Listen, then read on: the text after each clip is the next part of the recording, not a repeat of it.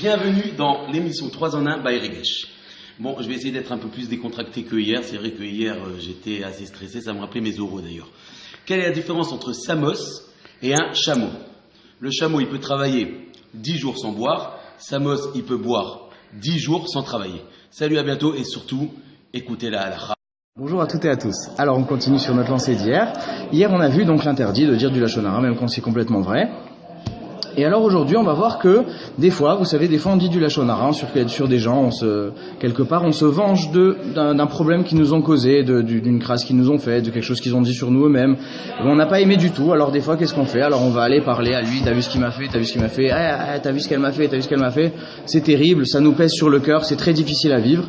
Et alors on va voir qu'il y a un point que le Chafetz Chaim ramène, qu'il y a un interdit de la Torah qu'on a vu dans la paracha de Kedushim, c'est qu'il ne faut pas haïr son prochain dans son cœur, dit le pasuk. Qu'est-ce que ça veut dire dans son cœur? Ça veut dire qu'en vérité, la Torah elle nous a dit qu'on n'a pas le droit d'être hypocrite. C'est-à-dire on n'a pas le droit de le haïr dans notre cœur, mais si on lui a dit cet interdit-là, on ne le transgresse pas. Mais alors bon, c'est vrai qu'on doit travailler à aimer notre prochain. Mais finalement, il y a un interdit spécial de quoi? Quelque part d'hypocrisie. Pourquoi?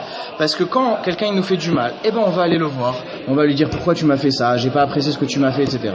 Et finalement, on va se sentir mieux, on va régler notre problème avec lui, on va pas le régler de manière détournée et finalement inefficace en lui tapant dans le dos. Et donc quand on va faire ça, quelque part, on va s'épargner beaucoup de lachon hara et beaucoup de souffrance. Hadakou Baruch.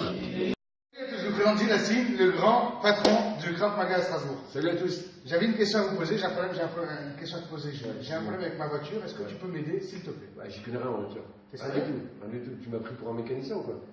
Écoute Gilles, tu viens d'accomplir une super mitzvah. Dans la Torah, il y a marqué, défini vers le Mirchot, devant un aveugle, tu ne dois pas mettre d'embûche. Si tu connais pas quelque chose, si tu n'es pas à même de donner un conseil, abstiens-toi.